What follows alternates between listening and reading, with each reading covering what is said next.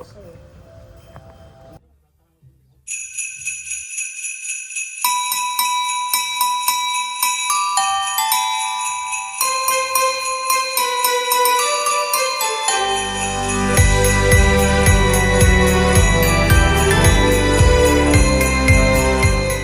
YouTube, welcome to the channel. I'm Chris. Merry Christmas. It's Christmas Eve. It is also New Comic Book Day. So I'm gonna head over to Midtown Comics in Midtown and check out some things, do some last minute Christmas shopping, get some stocking stuffers. Also gonna hang out with my son. We're gonna go out some couple places hopefully. I'm going to Midtown, but depending how cold it is or what we get, we might see some other spots. Maybe I'm thinking about Forbidden Planet downtown just because they have really great shirts and I want to get some for my brothers. So we might check them out as well. But come along, it's really exciting because this New Comic Book Day, I believe we have two absolute titles. We have the first crossover between Absolute Wonder Woman and Absolute Batman, with Absolute Wonder Woman I think 14 or 15, and then we have the return of Absolute Martian Manhunter, which I'm really excited about. Issue 7, that series is one of my favorite of the year, so I'm really excited to see that back. But come with us. So my comic book recommendation of the day is Infernal Hulk from Philip Kennedy Johnson and Nick Klein. So we're already on issue 2 of this series, and I have to say it is probably it is the only mainline book from Marvel that I'm pulling. Actually, Captain America too. So this and Captain America are two of the only mainline books that I'm reading. Everything else is Ultimate when it comes to Marvel. Honestly, the last few years haven't been great. But Philip Kennedy Johnson and Nick Klein have been killing it with this series. It was the Incredible Hulk, and then now it just relaunched as the Infernal Hulk because of Marvel. But still exciting stuff. I think Nick Klein's art is fantastic. It is one of the best, alongside Absolute Batman. Just look at Klein's work. A dream of mine is to own a page of Nick Klein art, but every time it drops, it sells out immediately, which makes sense. Great series. If you love horror, I think this is a really good spiritual successor to Immortal Hulk. Immortal Hulk, widely regarded as the greatest Hulk run of all time, and I think one of the more fantastic runs in modern comics that I can think of. But I think this is a really great successor. There's a lot of stories, I think, especially in those first 30 issues, where they're one-offs, they're great to kind of jump into, but also there's a larger story being told. And then Infernal Hulk, what I like about it is that it's taking it much further to another level, and it's expanding to the wider Marvel universe. The implications of this are already touching things in issue 2, we see Namor. We've already seen some of the Avengers in issue 1, which we didn't get to see in the first series, which was 30 issues. So exciting stuff. I really love this book. I think it's one of the best books out. And I think it's a sign of things to come when it comes to Marvel this year.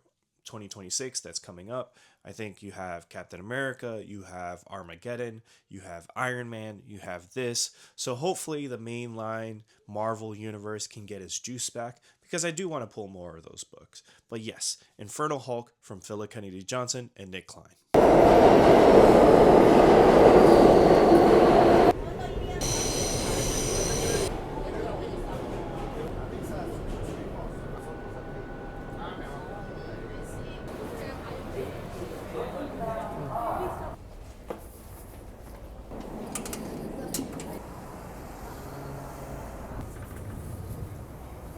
Hi, Spider-Man.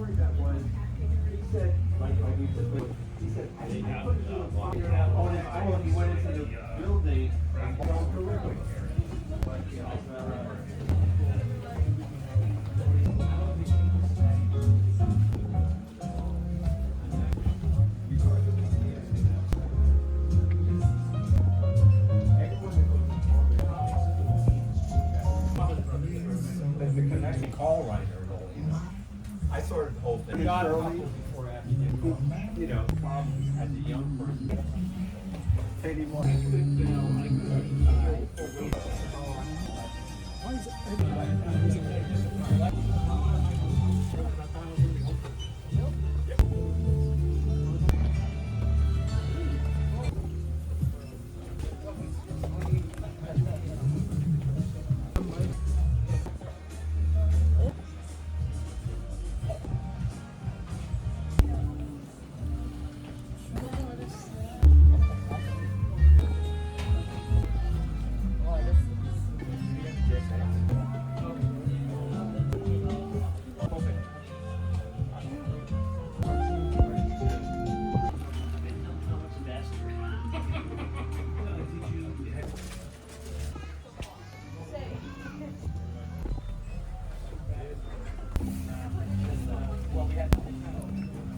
I'm back. Got a stack of comics. Awesome day for New Comic Book Day. It was really busy at Midtown Comics. Obviously, it's Christmas Eve. Times Square is one of the busiest tourist locations in the world. But still, it's really cool to see how many people were excited. I got a few books. I wish I could have got more. I actually had $10 off. At Midtown, if you have an account and you spend $100, they give you $10 off whenever you buy your next purchase. My son was tired, so he kind of wasn't in the mood to be there at least. So, I got what I needed, and honestly, some really good stuff. We had the Absolute Wonder Woman, Absolute Martian Manhunter. I think Absolute Superman came out, but I'm a little bit behind on that, so I didn't get that. And I got a book that came out last week that I was really excited about, that I'm excited to talk about because it was the one book I actually read on the train. That book is Wrestle Heist. Obviously you can see from the bin right there, I read it. I need to get another copy, a mint copy, so I can get it signed by Kyle Starks. So this is actually written and drawn by Kyle Starks, who is a fantastic creator. If you don't know, they actually did the Peacemaker Tries Hard book, which is fantastic. Pine and Merrimack, the Lobo Cancellation Special. So really unique voice in comics, I think. And this was amazing. I like Kyle Starks, but I kind of thought I knew what this book was going to be about. And then there's a moment in it that kind of shifts the tone a little bit of it. And I don't want to spoil it here, but this was such a good read. Like reading it on the train, I was like, and I've interviewed Kyle Starks a couple times for my podcast. And as soon as I finished it, I was like, I have to hit him up to talk to him about this because this book is fantastic. I love the cover. It's literally like an old style like magazine, wrestling magazine. Even the back has like a bunch of like back matter of like the history of this world and wrestling. He even interviewed other creators to see who their Mount Rushmore of wrestlers are. But really cool stuff without spoiling it. Like, that's awesome. So I'm excited to actually get this like signed.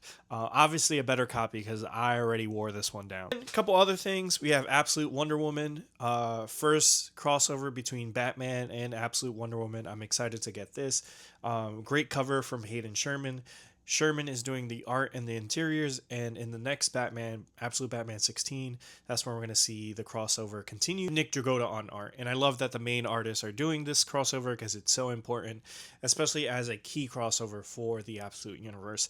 There have been some ties and stuff like that, mostly in specials, like we've seen it in the Absolute Evil special, also the free comic book day, but this is like the first proper crossover in the Absolute Universe. DCKO, Red Hood versus the Joker. I got the Dustin Yen cover. I didn't get the main cover. Jorge Corona is doing some really great covers for this series, the DCKO like fight.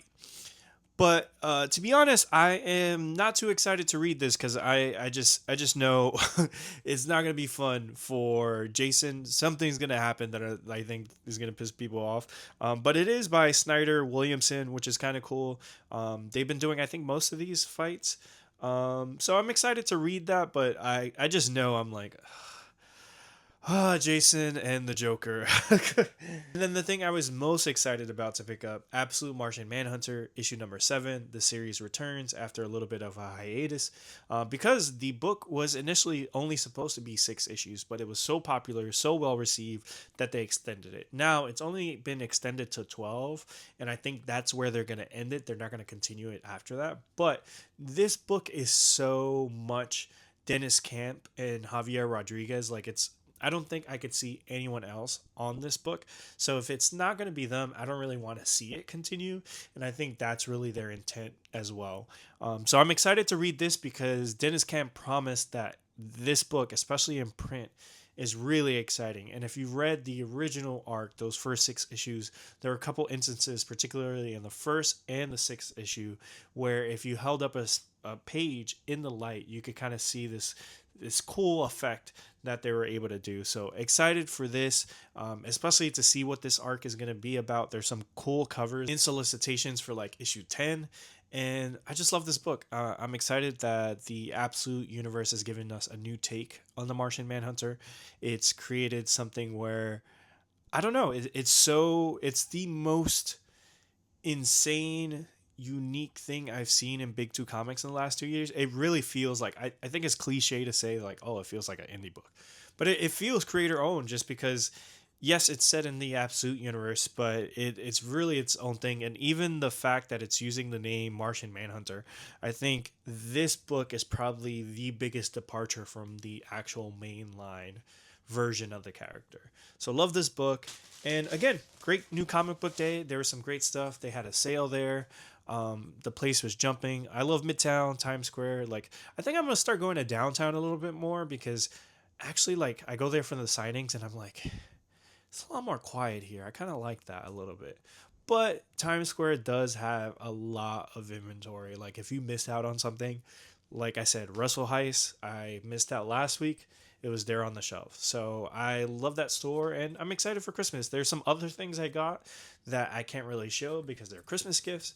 But it was fun to be out with my son on Christmas Eve, and Christmas Eve happened to be New Comic Book Day. So fun overall. And I just want to wish all of you a Merry Christmas and Happy Holidays. Thank you for watching the vlog. If you liked it, please leave a like, comment, and subscribe. And Merry Christmas. Peace.